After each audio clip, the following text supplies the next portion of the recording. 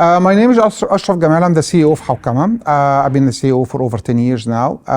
So my role is basically to lead the institute to achieve its objectives and strategy. And our vision in Hawkamah is simply to improve and enhance the governance practices in the region, in the Middle East and North Africa region.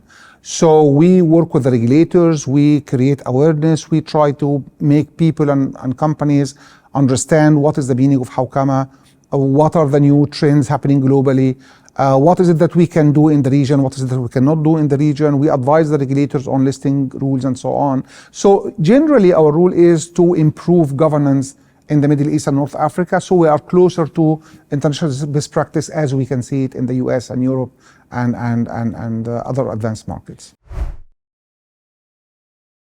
A lot of them have been trained by us in different ways. So sometimes we do give sessions, which is like 1 or 2 hour sessions for boards of directors. Sometimes we do certification programs. Sometimes we do like 1 or 2 days for boards of directors. So we have different ways of interacting with the boards. So we do this a lot. And recently in the last few years, it has been very popular that we do board evaluations. So we assess the board performance. And as part of the process, we give feedback to the board in a board session in which we start to tell them, we will let you know what is it that you are not doing right and that you can improve and enhance. So that's also a way of training and advising the boards of, if you like, end of the day. Well, first of all, the audit committee is the most important part of the board of directors. If you look at the role of the audit committee, you would ask yourself, if the audit committee is doing all this, what is the board doing? It is like everything the board has to do basically is done through the audit committee. So it's the idea of making sure, number one, of the integrity of our information that we are disclosing, namely the financial statements and any other reporting. So audit committee has to make sure this is done right. And then having the right controls in place in the company, having the right audit system in the company, having the right whistleblowing system in the company, just in case if something goes wrong and it's not coded by the official sort of internal control and audit system.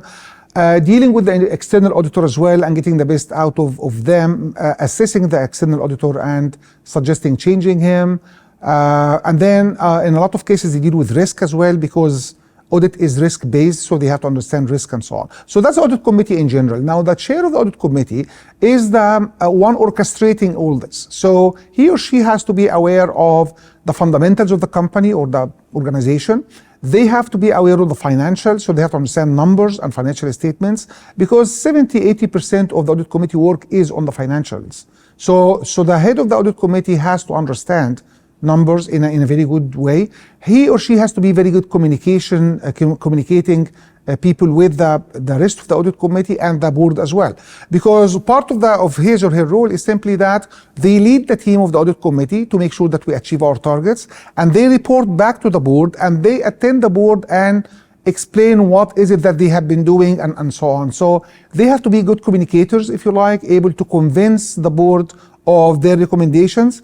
As the audit committee does not have any power to make decisions. Everything is recommendations. So that person has to understand what is going on so that they are able to convince the board and sell their idea to the board so that they can implement these recommendations. First of all, we advise companies and boards that you need to have an annual calendar.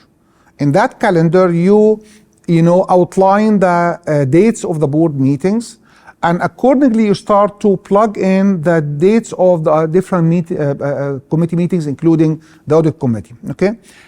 Now, the audit committee, ideally, it has to be at least 10 days before the board or 2 weeks before the board. Why is that? Simply because once you finish the audit committee, what happens is you start to maybe in the audit committee you need more information, for example. So in many cases, I was the head of audit committees in so many different companies. So in that audit committee, there are areas where it's still gray area. We need more information about this. We need to elaborate a little bit more. We need to invite somebody for the meeting so that we can discuss with them. If you put a pressure on yourself that this is on the same day of the board or 1 day before, you will not be able to do that. But if you have a couple of weeks, then you have time to invite somebody that's missing, or ask for an extra report, extra information, verify something even with the chairman of the board. Sometimes it will give you time to do this. So by the time you reach for the board, you have the recommendations based on the thorough analysis, discussions that have taken place. If you do it in the same day or the day before, you don't have the time for any of this, unfortunately. When you have the annual calendar, the person usually in charge is the chairman of the board with the board secretary. So the two of them, they start to plug in the dates for the board meetings, and usually also they start to coordinate with the committees. In some companies, it's the same company secretary who is the secretary for the committees. It makes life easier, but in some cases you do have different secretaries. You have to coordinate with them so that to make sure that the board members have time for these meetings. So ideally, this will happen, a proposal coming from the company secretary to the board. The entire board is there, in which you can see when are the boards, when are the committees, and all the members are there to confirm they are okay and available, and they mark their calendars for this, and then it becomes a final. Of course, it can change eventually, but usually that's the responsibility of the chairman of the board and the company secretary.